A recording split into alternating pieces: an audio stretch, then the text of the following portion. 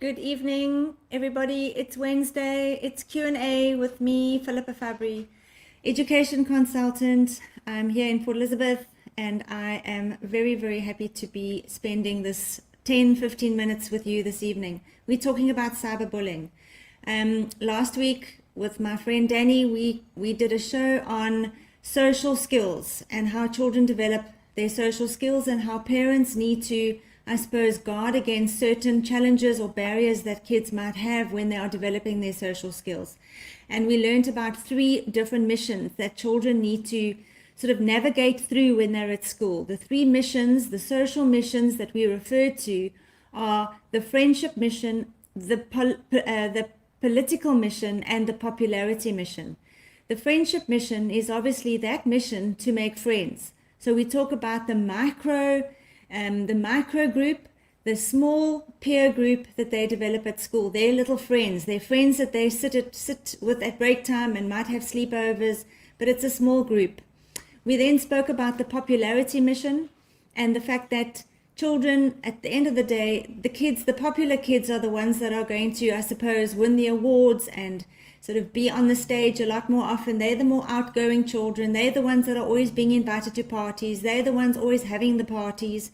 And the social butterflies, the popular kids.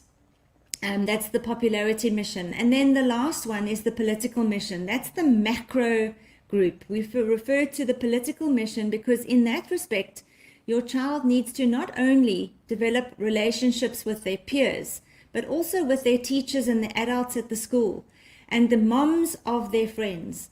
So it's a much wider group of people. But I don't want to spend too much time talking about those this evening. Tonight, I want to focus on cyberbullying. And I want to just read something that I got today on my phone, and I'm just going to read this before I delve into our topic this evening.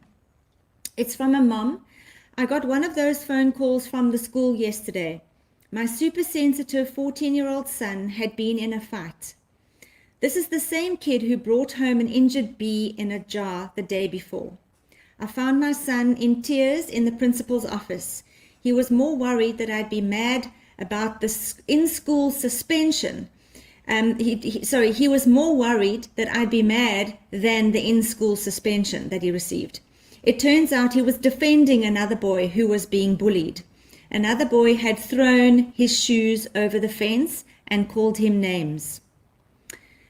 My big-hearted guy finally put his head on my lap and cried last night, saying, "Mom, I just couldn't stand there and let that happen." So guys, cyberbullying and bullying as a whole. 1 in 5 teenagers has reported being a victim of cyberbullying. In a group of 28 countries, South Africa was the highest. In terms of cyberbullying, South Africa was number 1, the highest incidences of cyberbullying being reported. For me, this device that we give our children is more, it can do more harm than any other device that we could possibly think of having in the house or having in our back pockets or in our handbags or in our school bags.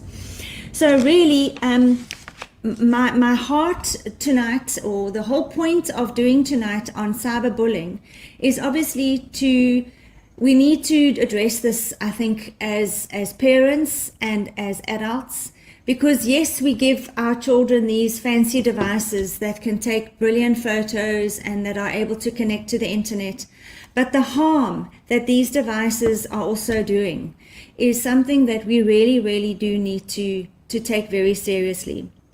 So cyberbullying, as we know, cyberbullying involves the consistent and repetitive messages or verbal, social, and social threats that happen through a device, whether it's a cell phone or a computer or a gaming console. And it's different from other forms of bullying, obviously, because number one, it happens often when adults are not present. It's done anonymously. So sometimes messages can get sent and, the victim doesn't know who's sending those messages. And it can reach a much larger audience. Number four, it's also much easier to bully using technology because of the increased physical distance. It's much braver to be able to send somebody a hateful message if you can do it through a messaging system and not having to do it face to face. So those four issues, the fact that it can be done anonymously, it can be done over a distance, it's often done when teachers or adults are not present, and the fact that it can be, it reaches a huge audience, which is why that video of one child being slapped by another and having the children standing around egging them on and not doing anything about it, got me so, I couldn't even watch the video. I've only heard about it, but there's no ways I would have been able to watch that video. Because the fact that, number one, there were children standing around cheering and screaming and making things a lot worse. And number two, the fact that they didn't get to the teachers, the principal, whoever, they actually used that video to just sort of joke around and send it around to whoever. Must have gone to over 10,000 people. For a video to have gone viral, it must have reached more than 10,000 people. So I think what I'm trying to say here, parents, is that, it's all very fine and well to buy your children those cell phones, but the cell phone doesn't come with a manual. It doesn't come with a policy to say this is how you use the cell phone. This is how you need to be responsible with your cell phone. This is what you should do. This is what you shouldn't do. That needs to come from us as parents. We need to be the ones who are explaining to our children what happens when something goes viral and the effects that a viral video of a child being bullied can have on that person. So when you talk about a bullying situation, and I see there are some people online, and please feel free to send comments and questions through, because this isn't just a one-way communication. I'm quite happy to stand on my soapbox and speak about cyberbullying because I feel very strongly about it. But I would also like to have some comments from parents out there as to what you are doing. What are you doing to educate your children about the fact that viral videos and sending hurtful and harmful messages to somebody else is just absolutely not acceptable? So if any Elson parents are watching, our children at school are wearing this bracelet, HEAR. And you can ask any of them and they'll tell you what the HEAR stands for. But tonight, the one in particular that I want to speak about is empathy. Because let me tell you that if a child who has empathy was standing watching another child beat up another child, there's no way that a child with empathy would have stood there and not done anything about it. You cannot be a bystander when somebody else is being bullied if you have empathy. You will get in there and you will call a teacher, or you will tell the bully to stop, or something will be done. But I'm concerned that this viral pandemic that happens after an incident like that is spread through social media, and there isn't an end to it. Someone doesn't say, this is wrong, I'm actually going to break this chain, I'm not going to forward this on, or I'm going to delete this, or I'm going to report this, or I'm going to do something about it. It's not happening. And I'd like to know why. I'd like to know what is the reason for it. Are kids just terrified that if they don't forward it on, or if they don't do something to stand up for it, that they're also going to be victimized, that they're also going to be bullied at the end of the day? But even if they are, they may have stopped something even more drastic from happening, where kids are taking their own lives, where kids are committing suicide because of the result of a viral message or a photo that was put on social media. Another book that I've read cover to cover, and you can see all my little tabs that I've stuck in here, is How Schools Can Teach Respect and Responsibility. And I think schools, teachers can only do so much. We can talk about it. We can have people coming in and speaking to the children at assembly. We can bring in experts to talk to kids about teen suicide and cyberbullying and the right way and the wrong way. But at the end of the day, this has got to come from home. This has got to be a conversation that you have with your children on a daily basis. When you see something that actually causes sadness, to actually say, how does this make you feel? Why do you feel sad? Why? What is that feeling? That feeling that you have is compassion. That feeling that you have is empathy. And it needs to be something that you feel often. It can't be the fact that our kids think it's funny to send harmful and hurtful messages about somebody else around. It just can't happen anymore. So I think where I want to end off is that it's easy to bully because you can't see the victim's response. You can't see the look on that person's face. You can't see the effect that your words or your actions have had on that person if it's through social media, which makes it a lot easier for that bully to then keep doing it, because they don't get to see the effects of it. So I think as soon as children have access to a phone, and some children, again, I'm waving this in the air because some kids are getting cell phones at the age of 7.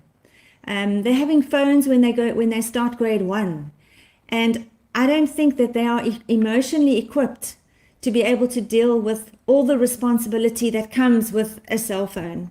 So moms and dads, it is our responsibility to teach them about the responsible use of the cell phone, that the phone is used specifically for making calls, sending messages, looking up things on the internet. Kids under the age of 13 should not be on social media. They should not be on TikTok. They should not be on Snapchat or any of those. They are not equipped to be able to deal with everything that comes along with being on a social media site like that. We need to be stricter. We need to be far more in tune with what our kids are doing. If kids are on their phones and when you come and you want to see what they're doing and they hide their phones away, that should be a warning sign immediately that there's something going on there that they don't want you to see. Your kids should not have a password that you don't know in order to get into that phone. There needs to be communication. There needs to be open communication. It has to be an open book. Your child's phone, even your phone, needs to be an open book for your child. If you can see their phone, they should be able to see yours. It's as simple as that. So, I don't know, there was a comment that I saw at the top there, or was it just somebody's name? Okay, Lucille, good to see you. I'm glad you're watching. Moms and dads, I think that really it needs to come home to the homework, to the home environment. When you're having your dinner conversation, you're talking about school, you need to be talking about the fact that young kids as young as 12 are taking their lives because of some incident that happened on the cell phone or some incident that happened through the internet. We need to put a stop to this. It can't carry on. Naptosa, who's the national union, teachers union, are wanting to ban cell phones in school, thinking that that's going to solve the cyberbullying that's happening. But it's not. What's going to stop cyberbullying are the bystanders.